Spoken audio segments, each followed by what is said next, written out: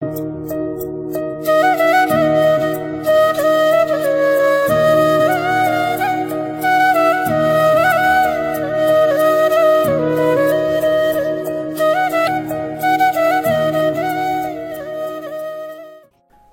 Special কেউ নয়, ও অনন্যা বাচ্চাদের মতোই সাধারণ।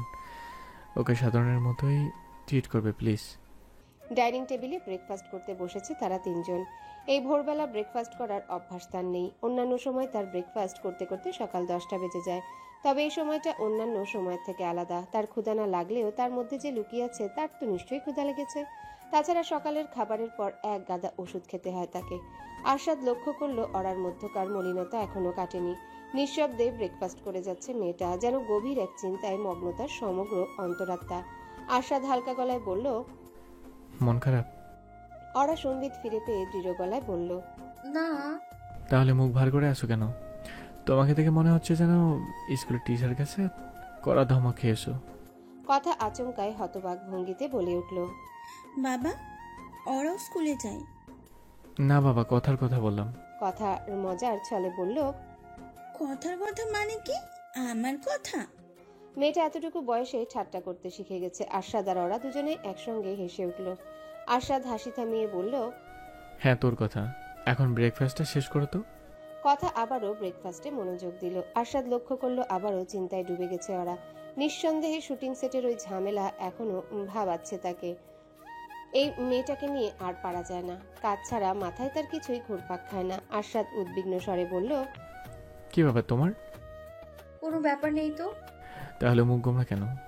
কয়েক মুহূর্তে চুপ করে থেকে ওরা শুকনো গলায় বলল, আমার শুটিং সেটে যাওয়াটা দরকার আরশাদ। আরশাদের ধারণাই সত্যি হলো। এখনো সেই শুটিং এর চিন্তার তার মাথায়। অন্য সময় হলে অরার কাজে কোনো প্রকার বাধা দিত না আরশাদ, আগেও কখনো দেয়নি। কাজের প্রয়োজনে ওরা অনেক সময় ঢাকার বাইরে শুটিং সেটে গেছে। তবে এই অবস্থায় যাওয়া কতটুকু উচিত হবে আরশাদ তাই বুঝতে পারছে না। আরশাদ গম্ভীর গলায় বলল, তুমি এখন ওই চিন্তা নিয়ে পড়ে আছো? আমি তো একবার বলেই দিয়েছি তুমি কোথাও যাচ্ছ না। ওরা চিন্তিত ভঙ্গিতে বলল, আমি না গেলে তো সমস্যার সমাধান হচ্ছে না আরশাদ। শুটিং বন্ধ হয়ে আছে। পত্রিকায় আমাদের কোম্পানি নিয়ে আজে বাজে কথা লেখা হচ্ছে। সিইও হিসেবে এটা আমার দায়িত্ব, যত দ্রুত সম্ভব সমস্যার সমাধান করা। আমি তো খুব ভালো করে জানি এটা তোমার দায়িত্ব, কিন্তু এই অবস্থায় এতটা লম্বা পথ জার্নি করা কি তোমার জন্য ঠিক? ওরা ছোট্ট দীর্ঘশ্বাস গোপন করে বলল, কথাটা আমার হাজবেন্ড হিসেবে বলছো, আমার বস হিসেবে বলতে পারতে। আরশাদ নির্বিকার ভঙ্গিতে বলল, আমি যা তাই হিসেবে বলেছি। ওরা প্রতিবাদে সুরে বলল, প্রেগন্যান্সির জন্য একটা মেয়ের কাজ থেমে থাকবে কেন? আমি প্রেগনেন্ট, অসুস্থ তো নই আমি। এসব ফেমিনিস্ট টাইপের কথাবার্তা আমার কাছ থেকে বলে লাভ নেই। ওরা পাল্টা উত্তর দিয়ে বলল, আমি ফেমিনিস্ট টাইপের কথা বলছি না, সত্যি কথা বলছি আমি। আরশাদ কথার দিকে তাকিয়ে অভিযোগের সুরে বলল, দেখো কিভাবে ঝগড়া করছে আমার সাথে। কথা বক্তৃতার ভঙ্গিতে বলল, ভেরি ব্যাড ওরা। দমে গেল ওরা। মুড সুইং এর কারণে সে আজকাল অকারণেই রেগে যাচ্ছে। রেগে না গেলেও রাগের প্রকাশ করছে। ওরা শুকনো গলায় বলল, সরি। যে চিন্তারা এতক্ষণ ওরাকে জ্বালিয়েছে তা এবার গ্রাস করে নিল আরশাদকে। শুটিং সেটের ঝামেলাটা নেহাত অগ্রাহ্য করার মতো নয়। পত্রপত্রিকায় লেখালেখির ব্যাপারটা তার কানেও এসেছে। তবে আরশাদ তাকে খুব একটা পাত্তা দেয়নি। দুশ্চিন্তার বিষয়ে শুটিং আটকে আছে। সিনেমার বাজেট বেড়ে যাচ্ছে প্রোডাকশন হাউসের জন্য, যা নিঃসন্দেহে বিশাল ক্ষতি। এই সময় একজন দক্ষ সিইও হাত গুটিয়ে বসে থাকতে পারে না। তার মন ঢাকার অফিসে পড়ে থাকার কথা না, তার মন পড়ে থাকার কথা কালিয়াকৈরের ওই শুটিং সেটে। অরার মনের অবস্থাটা আরশাদ বুঝতে পারছে, তবুও কেন জানি তার মন সায় দিচ্ছে না অরাকে যেতে দিতে। বিচিত্র দুশ্চিন্তা ঘিরে ধরেছে তাকে, যেন ওই শুটিং সেটে কোনো জটিল ফাঁদ, যে ফাঁদে পা রাখলে তলিয়ে যাবে অরা। আবারও অরার দিকে চোখ গেল আরশাদের। মেয়েটা ঠিক একই ভঙ্গিতে মুখ গোমরা করে বসে আছে। কথায় কথায় বাচ্চাদের মতো মুখ গোমরা করার স্বভাব আর তার গেল না। এই গোমরা মুখটাই তার সব থেকে অপছন্দের। অরা কি বোঝে না প্রচ্ছন্ন হাসি ছাড়া আর কিছুই তার মুখে মানায় না? আরশাদ হঠাৎ কি যেন মনে করে বলল, কয়দিন থাকবে? অরা উচ্ছ্বাসে ঝলমলে কণ্ঠে বলল, তার মানে যেতে দেবে? আরশাদ থমথমে গলায় বলল, আমি কি বলছি যেতে দেবো? দমে গেল অরা। এই ছেলেটা এমন কেন? একবার আশা দেখে আবারও নিরাশ করে তুলছে ওরাকে। আরশাদ আবারও বলল, শুধু জিজ্ঞাসা করছি যেতে দিলে কয়দিন ওখানে থাকবে? একদিন। আর জার্নির সময় দখল? পুরোটা সময় ঘুমিয়েই থাকবো। আরশাদ হুমকির ভঙ্গিতে বলল। যখনই আমি ফোন করব 1 সেকেন্ডের মধ্যে রিসিভ করতে পারবে। ওরা বাধ্যমের মতো বলল। পারবো। ডক্টর তোমার সাথেই যাবে, রাজি? ওরা অবাক গলায় বলল। চাইলেই কি ডক্টর রাজি হবেন? সেটা আমার দেখার বিষয়। তুমি রাজি কিনা বলো। হ্যাঁ রাজি। আরশাদ দীর্ঘশ্বাস ফেলে বলল। কি আর করা, যাও তাহলে। ওরা উৎফুল্ল ভঙ্গিতে বলল। সত্যি? আরশাদ গম্ভীর স্বরে বলল। না, মিথ্যা। আরশাদ? যাও যাও, সমস্যা মিটিয়ে এসো। মুখে হ্যাঁ বললেও মনের মাঝে বিচিত্র ওই দুশ্চিন্তার রেশ রয়েই গেল। ঝামেলা মিটিয়ে ওরা ভালোই ভালোই ফিরে এলেই হয়। স্ক্রিপ্টের দিকে চোখ দুটো আটকে আছে আরশাদের, তবে মস্তিষ্কে ঘুরপাক খাচ্ছে অন্য চিন্তাগুলো কেবলই ওরাকে ঘিরে। আজ ভোরবেলা ওরা রওনা করেছে কালিয়াকৈরের শুটিং সেটের উদ্দেশ্যে। ওরা বেরিয়ে যাওয়ার সঙ্গে সঙ্গে তার মনে হতে লাগলো বিশাল ভুল হয়ে গেছে। মেয়েটাকে একা ছেড়ে দেওয়া তার মোটেও উচিত হয়নি। ঝোঁকের মাথায় এত বড় একটা সিদ্ধান্ত কিভাবে নিয়ে নিল সে? নিজেকে যথেষ্ট প্র্যাকটিক্যাল মানুষ বলে মনে করে আরশাদ। আবেগের বশে বড় সিদ্ধান্ত নিয়ে ফেলার মতো মানুষ সে নয়। তবে কেন ওরার গোমরা মুখ দেখে গলে গিয়ে ভুল সিদ্ধান্তটা নিয়ে ফেলল সে? আরশাদের পরবর্তী সিনেমার শুটিং চলছে আজ। সিনেমার নাম এখনো ঠিক হয়নি। শুটিং বেশ অনেক দূরে এগিয়ে গেছে। প্রথম থেকে এই সিনেমায় নিজের অভিনয় নিয়ে মনোযোগী ছিল আরশাদ, তবে আজ কিছুতে শুটিংয়ে মন বসাতে পারছে না। প্রতি মুহূর্তে নিজের নেওয়া ভুল সিদ্ধান্তের জন্য অনুতাপ জাগছে তার মধ্যে। মেয়েদেরকে আজকাল থামিয়ে রাখার উপায় নেই। যে পরিস্থিতি আসুক না কেন তারা সর্বত্রই দাপিয়ে বেড়াচ্ছে। প্রেগনেন্সি তাদের চলার পথে কোনো বাধা নয়। প্রেগনেন্সি তো আর অস্বাভাবিকতা নয়, অত্যন্ত স্বাভাবিক একটি প্রক্রিয়া। স্বাভাবিক প্রক্রিয়ার কারণে জীবনটাকে অস্বাভাবিক করে ফেলার তো কোনো অর্থ নেই। তবে ওরা অন্যদের মতো নয়, ওরা তো ওরাই। শুটিংয়ের প্রয়োজনে পরিচালক যদি তাকে আরও কয়েকদিন থেকে যেতে অনুরোধ করে তবে না বলতে পারবে না সে। ওখানে একদিনের বেশি থাকার ওরার উপরে আরও বেশি ধকল যাওয়া। মেয়েটা তো একটুতে অসুস্থ হয়ে পড়ে, এত ধকল সামলাবে কি করে? আরশাদের মনের মধ্যে তীব্রভাবে খচখচ করছে। কাজে তো মন বসছেই না, ওরাকে ছাড়া অন্য কিছু নিয়ে সে ভাবতেও পারছে না। নিজেকে নিজেই বুঝাতে ব্যর্থ হচ্ছে আরশাদ। একটা মানুষ যখন নিজেকে বুঝাতে পারে না তার থেকে বেশি অসহায় তখন আর কেউই হতে পারে না। আচ্ছা, আরশাদ কি শুধু শুধুই ওরাকে নিয়ে দুশ্চিন্তা করছে? কিন্তু কেন? শুধু শুধু তো কেউ আর দুশ্চিন্তা করতে পারে না। হঠাৎ আরশাদের মনে পড়ে গেল গত মাসের একটা ঘটনা। বহু বছর পর আরশাদ গিয়েছিল তার স্কুলের পুনর্মিলনীতে।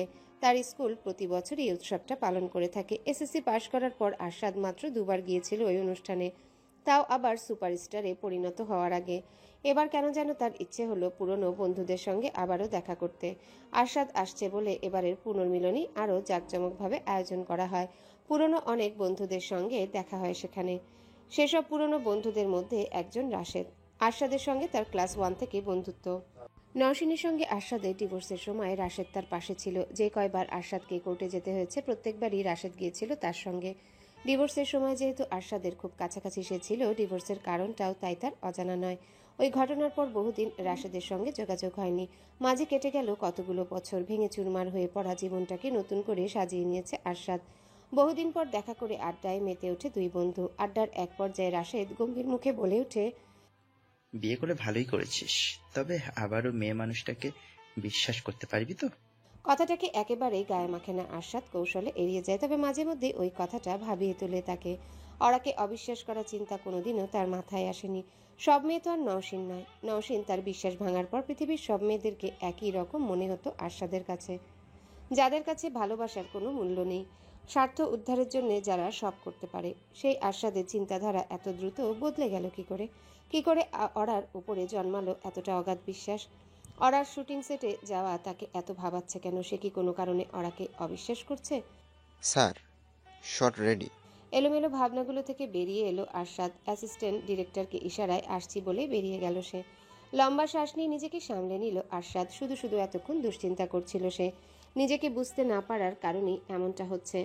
ওরাকে সে অবিশ্বাস করতে যাবে কেন? যে মানুষটাকে নিজের থেকেও সে বেশি ভালোবাসে তাকে অবিশ্বাস করার কোনো কারণ নেই। তার মধ্যে যা কাজ করছে তা কেবলই উদ্বেগ।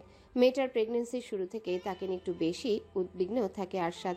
দুশ্চিন্তাটাকে দূরে সরে সেটের দিকে পা বাড়ালো সে। 3 ঘন্টা যাবৎ গাড়ি চলছে রাজপথের বুকে। গাড়ি কেবল গাজীপুর পার হলো। এখনো বেশ অনেকটা সময় লাগবে। সব দোষ রাস্তার অসহনীয় যানজটের। যানজট না থাকলে 3 ঘন্টার মধ্যে পৌঁছে যাওয়া যায় কালিয়াকৈরে। পেছনের সিটে বন্ধ জানালায় মাথা ঠেকিয়ে আলস্যের ভঙ্গিতে বসে আছে ওরা। কিছুক্ষণ আগেই ঘুম ভাঙল তার। আরশাদকে দেওয়া কথা অনুযায়ী পুরোটা পথ সে ঘুমিয়ে কাটিয়েছে, তাই তেমন একটা ক্লান্তি বোধ হচ্ছে না। অরার পাশের সিটেই উৎফুল্ল ভঙ্গিতে বসে আছেন ডক্টর নাসরিন। এই দীর্ঘ যাত্রাপথে অথবা শুটিং সেটের ক্লান্তিময় পরিস্থিতিতে অরা যদি অসুস্থ হয়ে পড়তেই পারে, তাই সতর্কতা হিসেবে আরশাদ তার সঙ্গে পাঠিয়ে দিয়েছে ডক্টর নাসরিন। নাসরিন ব্যস্ত মানুষ, দিনে হাজারটা রোগী সামলাতে হয় তাকে।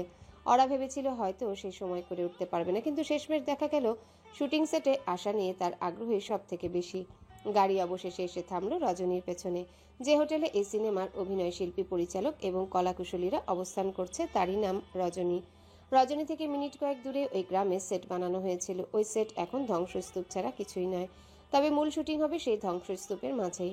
শুটিং আটকে আছে অনশনরত মানুষগুলোর কারণে। যাদের বাড়ি ঘর পুড়ে গেছে তারা রজনীর মূল দরজার সামনেই চাদর বিছিয়ে অনশনে বসেছে। অরার গাড়ির পেছনে আরও দুটো গাড়ি থামলো। কে ফিল্মসের প্রোডাকশন টিম এবং ম্যানেজমেন্ট টিমের বিভিন্ন সদস্যরাও এসেছে তার সঙ্গে। গাড়ির বাইরে সিনেমার পরিচালক সহ অন্যান্য সকলে এসে ভিড় করেছে। শুটিং সেটে বরাবরই প্রযোজকদের একটু বাড়তি খাতির করা হয়, আর সেখানে যদি প্রযোজক নিজেই শুটিং সেটের কোনো একটা সমস্যার সমাধান করতে আসে তাহলে তো কথাই নেই। গাড়ির দরজা খুলে বাইরে পা রাখতেই সকলে ম্যাম ম্যাম করে অতিষ্ঠ করে তুলল তাকে।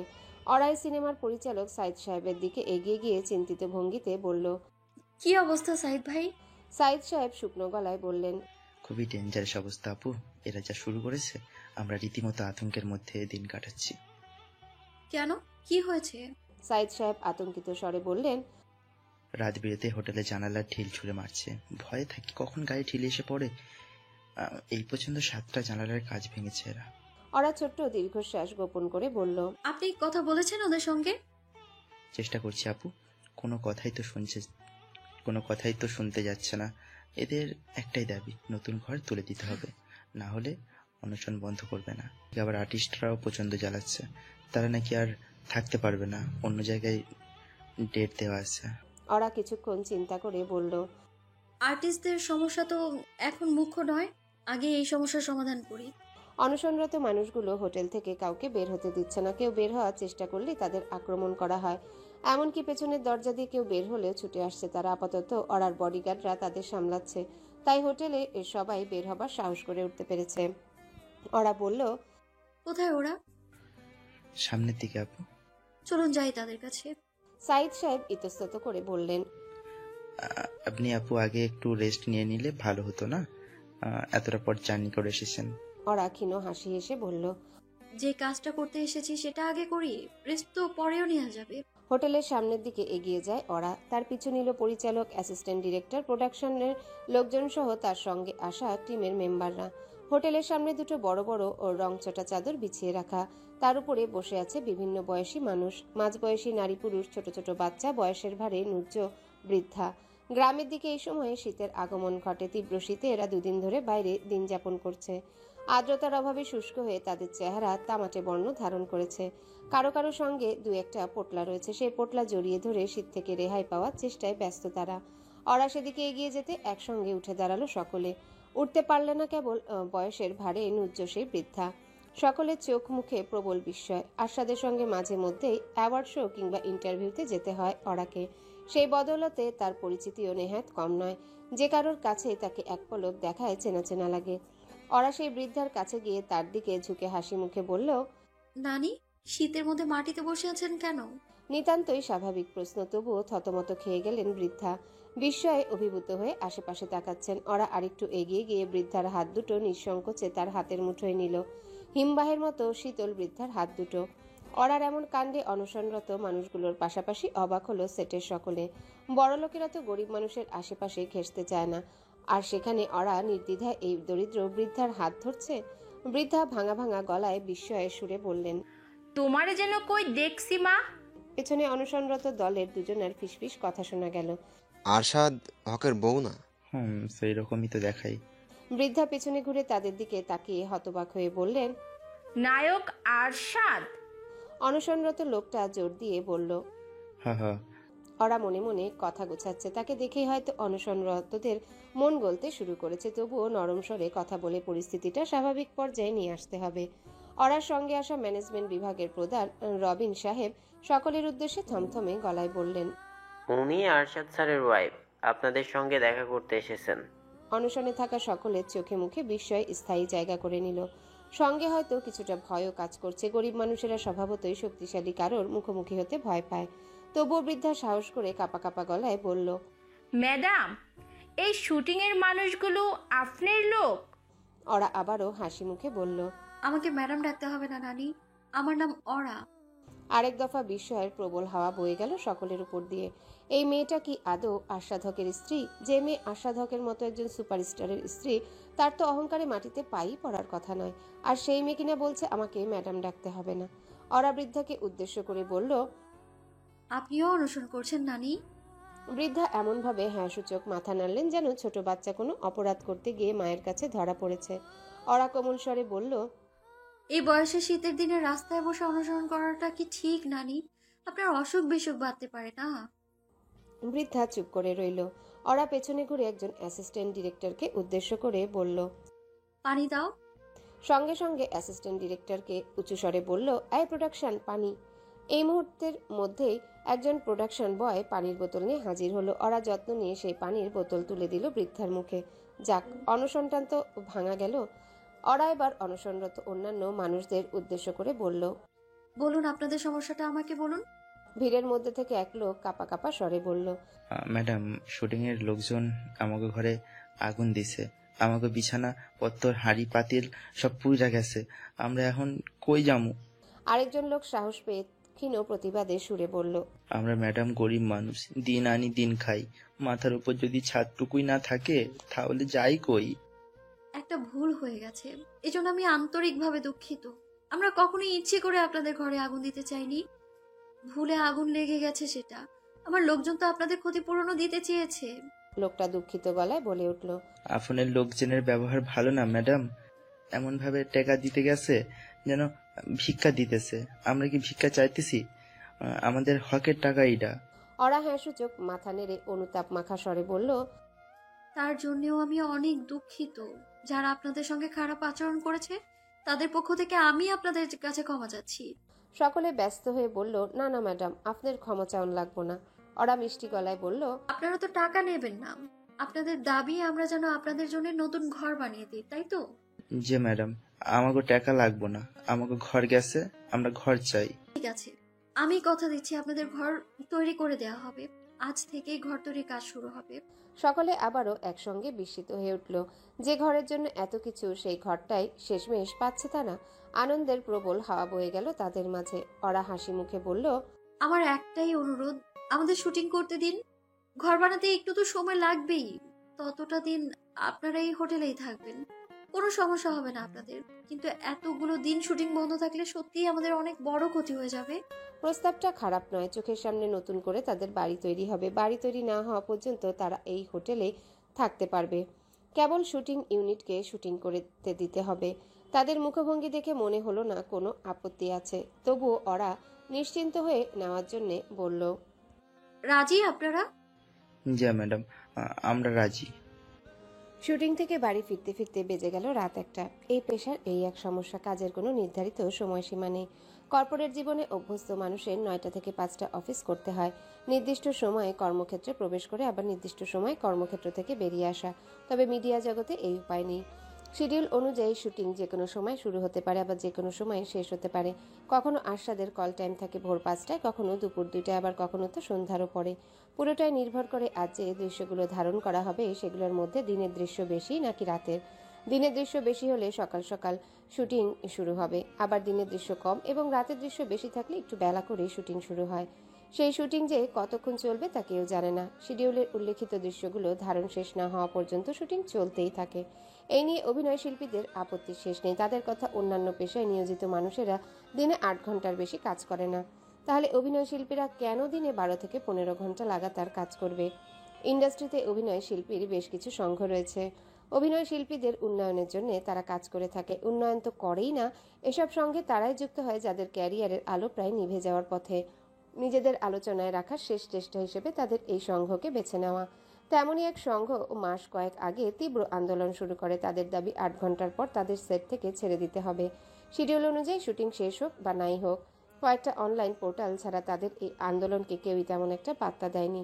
পাত্তা পাওয়ার জন্য তারা আসে আরশাদের কাছে। দেশের সব থেকে বড় সুপারস্টার যদি আন্দোলনের সমর্থন দেয় তাহলে তো নির্ঘাত চারিদিকে হইচই পড়ে যাবে। আরশাদ সমর্থন তো দেয়নি, উল্টো গম্ভীর গলায় তাদের এই অহেতুক আন্দোলন বন্ধ করতে বলে। আরশাদের কথা একটাই, এই পেশায় কাজের ধরন যেহেতু অন্যান্য সকল পেশার থেকে আলাদা, তাই এই পেশাটাকে অন্যান্য পেশার সঙ্গে তুলনা করা উচিত নয়। যারা দিনে 8 ঘন্টা অফিস করে তাদের তো মাসে প্রত্যেকটা দিনই অফিসে যেতে হয়, সপ্তাহে একদিন মাত্র ছুটি পায়। কিন্তু অভিনয় শিল্পীদের সেই নিয়ম নেই। তাদের সিনেমার শুটিং এক নাগারে চলে না, 3-4 শুটিংয়ের পর বিরতি থাকে। তাছাড়া যখন সিনেমার শুটিং চলে তখনই তাদের ব্যস্ততা, শুটিং শেষ হয়ে গেলে পরবর্তী সিনেমা শুটিংয়ের আগ পর্যন্ত তো অফুরান অবসর। আমাদের দেশের বেশিরভাগ অভিনেতারাই সিনেমাটাকে নিজের সিনেমা ভাবে না। তারা ভাবে এটা তো পরিচালকের সিনেমা, প্রযোজকের সিনেমা। আমি কেন তাদের সিনেমার জন্য এত কষ্ট করতে যাব? আমি কেন 12-13 ঘন্টা শুটিং করতে যাব? এই মানসিকতা থেকেই তাদের আন্দোলনে নামা। তবে আরশাদ তো এর থেকে একেবারে বিপরীত মানসিকতার অধিকারী। তার অভিনীত প্রত্যেকটা সিনেমায় তার অনেক কাজের গুরুত্ব চিরকালই তার কাছে সবার আগে। অনেকে মনে করতে পারে আরশাদ তো এখন প্রযোজক হয়েছে, তাই সিনেমার ভালোটা তার কাছে এত গুরুত্ব পায়। প্রযোজক তো কেবল 2.5 বছর আগে রয়েছে, তারাও বহু বছর আগে তার কেবল একটাই পরিচয় ছিল, অভিনেতা। পৃথিবীর কাছে আরশাদ সুপারস্টার হতে পারে, তবে নিজের কাছে আরশাদ কেবলই একজন অভিনেতা, যে প্রতিনিয়ত নিজের দক্ষতা বৃদ্ধির চেষ্টা করছে। যে অভিনেতা কাজের ক্ষেত্রে কোনো হেলাফেলা সহ্য করতে নারাজ। কোনো মতে ফ্রেশ হয়ে ইজি চেয়ারে গা এলিয়ে দিল আরশাদ। ক্লান্তিতে শরীর ভেঙে আসছে। মাঝে মধ্যে এই এক সমস্যা কাজে ডুবে থাকার, কখন যে ক্লান্তি এসে গ্রাস করে নেয় টেরই পাওয়া যায় না। তবুও কাজের মাঝে ক্লান্ত হতেই ভালোবাসে আরশাদ। বেশিরভাগ মানুষ কাজটাকে দায়িত্ব মনে করে, ভালোবাসা মনে করে না। কাজটা তো আরশাদের ভালোবাসা, তাই কাজের মাঝে তার আনন্দ। কাজের মাঝে যতটা সময় ডুবেছিল নিজের ভেতরে পোকাটাকে দমিয়ে রাখা সম্ভব ছিল, কিন্তু ঘরে ফেরার সঙ্গে সঙ্গে আবারও মাথাচাড়া দিয়ে উঠেছে সেই পোকা। অরাকে নিয়ে দুশ্চিন্তায় ডুবে থাকা পোকা। বাড়ি ফেরার পথে গাড়িতে কথা হলো অরার সঙ্গে। শুটিং সেটের ওই ঝামেলা নাকি সে আধা ঘন্টার মধ্যেই সমাধান করে ফেলেছে। অনুসরণকারীরা অনশন ভেঙেছে। শুটিংও শুরু হতে যাচ্ছে কাল থেকে। সবাই অনেক খুশি খুশি, অরাও। তবে খুশি হতে পারছে না আরশাদ। তার মনে কেবল উদ্বিগ্নতার ছড়াছড়ি। অরাকে নিয়ে এদিকে যে সে খুব দুশ্চিন্তা করছে, এটা অবশ্য তাকে বুঝতে দেয়নি আরশাদ। কাল শুটিং শুরু হবে। আরও কিসব হিসাব নিকাশের ঝামেলা মিটিয়ে পরশু সকালে ঢাকার উদ্দেশ্যে রওনা দেবে ওরা। একটা দিনের ব্যাপার, এমন তো নয় বিয়ের পর একটা দিনও ওরাকে ছাড়া থাকেনি আরশাদ। তাকে প্রায়ই শুটিংয়ের কারণে ঢাকার বাইরে বা দেশের বাইরে থাকতে হয়। ওরাকেও মাঝে মাঝে কাজের কারণে ঢাকার বাইরে যেতে হয়েছে। তখন তো এমন অনুভূত হয়নি। মনের ভেতরে অদ্ভুত এক অস্বস্তি অনুভূত হচ্ছে। আরশাদের বাড়িটা কেমন যেন ফাঁকা ফাঁকা লাগছে। তার কারণ বাড়িটা আসলে ফাঁকা। স্টাফরা সব সন্ধ্যার পরপরই চলে যায়, কথাও আজ বাড়িতে নেই। ওরা ঢাকার বাইরে, ওদিকে আরশাদও শুটিংয়ে ব্যস্ত। কথা তাই ওরা না ফেরা পর্যন্ত আশফিয়ার কাছে বেড়াতে গেছে। এই সময় বাড়িতে ওরা থাকার কথা ছিল। আচ্ছা, এই মুহূর্তে ওরা আরশাদের পাশে থাকলে ঠিক কি করত? হাত নাড়িয়ে উৎফুল্ল ভঙ্গিতে পুরো দিন কি করেছে তার বর্ণনা দিত। নিজে কোনো একটা গন্ডগোল করে বাবুর নামে চালিয়ে দেওয়ার চেষ্টা করত। আচ্ছা, আরশাদ হঠাৎ ওরাকে এত মিস করছে কেন? 2-1 দিনের জন্য কিংবা তারও বেশি সময়ের জন্য আলাদা থাকার অভ্যাস তার আছে, তবুও এই অল্প সময়ের দূরত্ব তাকে এত ভোগাচ্ছে কেন? শুধুমাত্র মেয়েটা প্রেগনেন্ট বলে? নাকি আরশাদের অবচেতন মনে রাশেদের ওই প্রশ্নটা গভীরভাবে ছাপ ফেলেছে? আবারও মেয়ে মানুষকে বিশ্বাস করতে পারবি তো? দীর্ঘশ্বাস ফেললো আরশাদ। না, অবিশ্বাস করছে না সে ওরাকে নিয়ে দুশ্চিন্তা করছে কেবল, নাকি অবিশ্বাস করছে? আর নিজেকে বুঝ দেওয়ার জন্যে দুশ্চিন্তা বলে চালিয়ে দেওয়ার চেষ্টা করছে। আর বেশি কিছু ভাবতে পারল না আরশাদ। মাথাটা ভন ভন করে উঠছে তার। সব থেকে ভালো হতো সার্বক্ষণিক মেয়েটা কি করছে না করছে তা জানা গেলে। তড়িৎ গতিতে কি যেন একটা খেলে গেল আরশাদের মস্তিষ্কে। ইজি চেয়ার থেকে উঠে বসে মোবাইলটা হাতে নিল আরশাদ। এই দুশ্চিন্তা থেকে পরিত্রাণের একটা উপায় সম্ভব পাওয়া গেছে। আয়নার সামনে বসে চুলগুলো আঁচড়াচ্ছে ওরা। আজ রাতে বোধহয় আর ঘুমটুম আসবে না। ঘুমের ঘটা ইতিমধ্যেই পূরণ হয়ে গেছে। গাড়িতে প্রায় পুরোটা সময় সে ঘুমিয়ে কাটিয়েছে। অনশনকারীদের ওই ঝামেলা মিটিয়ে হোটেলে ফিরে আবারও ঘুম দিয়েছে। সেই ঘুম এতটাই গাঢ় ছিল যে ভেঙেছে সন্ধ্যারও পরে। শরীরটা আজ বেশ হালকা লাগছে। বাবুর তার মাঝে আসার পর থেকে প্রায় রাতেই ঘুমহীন কেটেছে। দিনে অফিসে থাকার কারণে ঘুমের সুযোগও হয়ে ওঠে না। দিনভর মাথাটা কেমন ভার হয়ে থাকে। এই যে ঘুম কম হওয়া, এটা কি বাবুর মধ্যে খারাপ প্রভাব ফেলবে, নির্ঘাত ফেলবে? ওরার বুঝি এবার ম্যাটারনিটি লিভ নেওয়ার সময় হলো। চিরুনিটা ড্রেসিং টেবিলে নামিয়ে রাখতে রাখতে আয়নায় ফুটে ওঠা নিজের প্রতিচ্ছবিটার দিকে চোখ আটকে গেল ওরার। প্রেগন্যান্সির সবে 3 মাস চলছে। বাইরে থেকে তাকে দেখে বোঝার উপায় নেই একটু একটু করে তার মাঝে বেড়ে উঠছে আরেকজন মানুষ। অত্যন্ত সাধারণ তার চেহারা, তাকে দেখে তো এও বোঝার উপায় নেই যে বিশাল কোম্পানির ভবিষ্যৎ নির্ভর করছে তার নেওয়া প্রতিটি সিদ্ধান্তের উপর। ম্যাটার্নিটি লিভের সময় এখনো হয়নি। আশাদের মতো সেও তো কাজের মাঝে বিচিত্র এক আনন্দ খুঁজে পায়। কাজটাকে অবহেলা করে কি করে? বাবুর উপর যাতে খারাপ প্রভাব না পড়ে তাই রাতে ভালো ঘুমের ব্যবস্থা করতে হবে। ডক্টরের সঙ্গে যাত্রাপথে আজ এই নিয়েই কথা হচ্ছিল। তিনি বললেন ঘুমের আগে যোগা করলে নাকি ভালো ঘুম আসতে পারে। এছাড়া বিছানার কাছে সুগন্ধিযুক্ত মোমবাতি জ্বালিয়ে রাখলেও ফল ভালো পাওয়া যেতে পারে। অবশ্য ঘুমে তলিয়ে পড়ার জন্য অরার নিজস্ব একটা পদ্ধতি আছে। গল্প শুনতে শুনতে সে সহজেই ঘুমিয়ে পড়ে। ছোটবেলায় মা এই বদভ্যাস তার মাঝে তৈরি করে দিয়ে গেছেন। অরা যখন ঘুমাতে চাইতো না তখন তিনি শুরু করতেন গল্প, রাজকন্যার রাক্ষসীর গল্প। রোজ রোজ একই গল্প বললেও কখনোই একঘেয়েমি লাগেনি অরার কাছে। প্রতিদিন নতুন আগ্রহ নিয়ে গল্প শুনত সে। আগ্রহের একটা কারণ অবশ্য ছিল, গল্পের শেষটা তার জানা ছিল না। রোজ রাতে গল্প শেষ হওয়ার আগেই ঘুমে তলিয়ে যেত সে। পরের রাতে আবারও আগ্রহ নিয়ে গল্প শুনত, শেষটা জানার আশায়। সেই গল্পের শেষ তার আজও জানা হলো না। দীর্ঘশ্বাস ফেলল অরা। মায়ের কথা ভাবলেই মনটা আর্দ্র হয়ে ওঠে।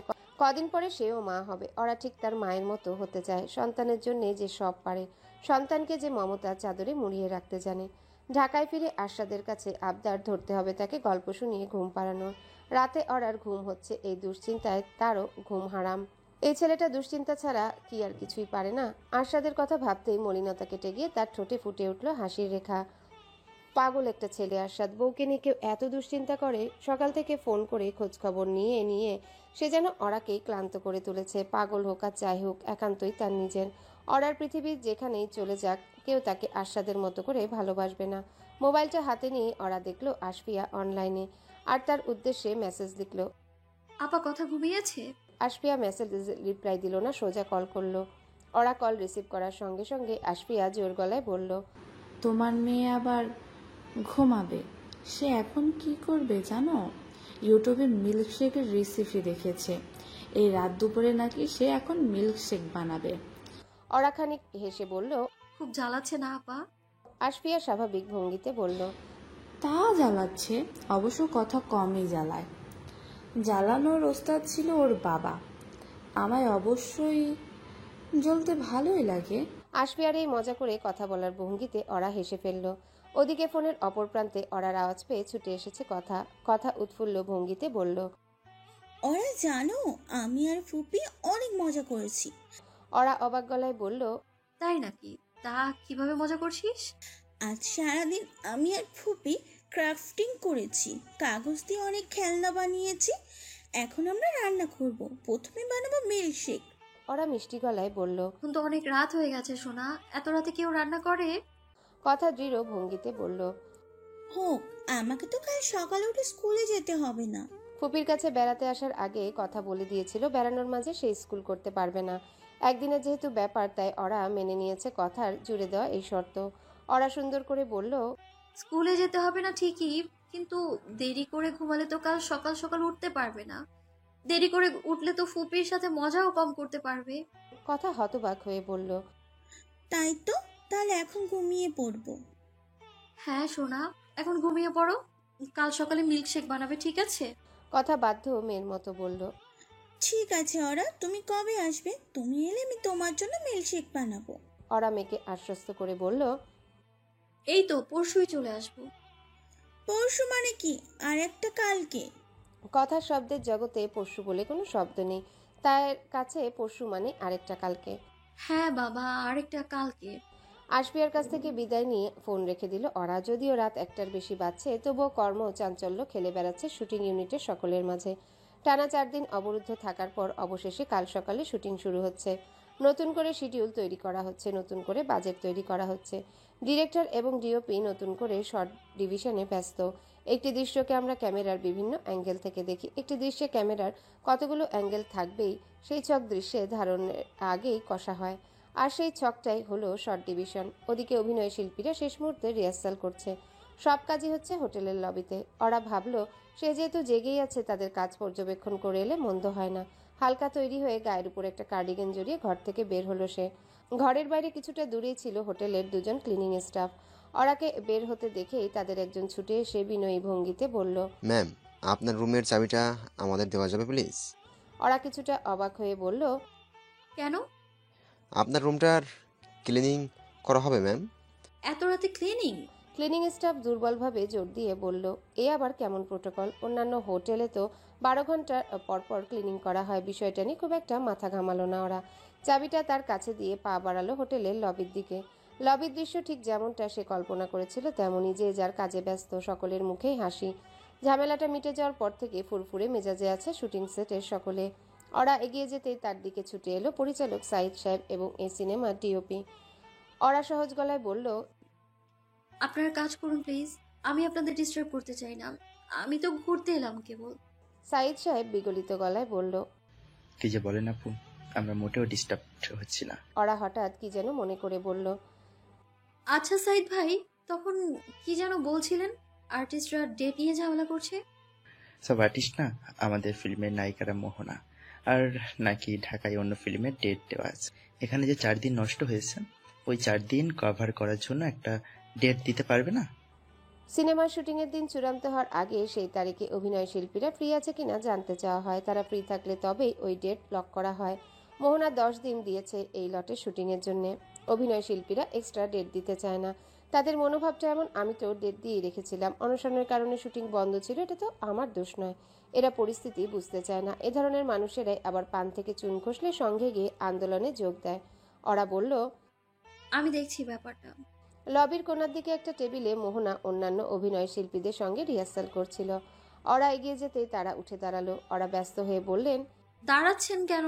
বসুন আপনারা প্লিজ। এই সিনেমার নায়ক আবির ভদ্রভাবে বলল, আমি বসবো না, আমার আসলে মোহনাপুর সঙ্গে একটু কথা ছিল। মোহনার সঙ্গে সঙ্গে উঠে এসে ওরার সঙ্গে একটু আলাদা হয়ে গিয়ে দাঁড়ালো। ওরা হাসি মুখে বলল, আপু আপনার কাছে তো 10 দিনের ডেট নেওয়া হয়েছিল, 4 দিন তো চলেই গেল, আপনি কি প্লিজ আমাদের এক্সট্রা 4 দিনের ডেট দিতে পারবেন? মোহনা ব্যস্ত ভঙ্গিমায় বলল, কোম্পানির ভালোর জন্য ছোট বড় সকল কাজ ওরাকে একা হাতেই করতে হয়। এটাই তো কাজের মাঝে লুকিয়ে থাকা প্রকৃত আনন্দ। হ্যালো বন্ধুরা, পরবর্তী পার্ট খুব তাড়াতাড়ি আসবে, তো সবাই অপেক্ষায় থাকো। আর চ্যানেলটি যারা এখনো সাবস্ক্রাইব করোনি তারা পরবর্তী পার্ট দেখার জন্য চ্যানেলটি সাবস্ক্রাইব করে রেখো। ধন্যবাদ সবাইকে, আমাদের সাথেই থেকো।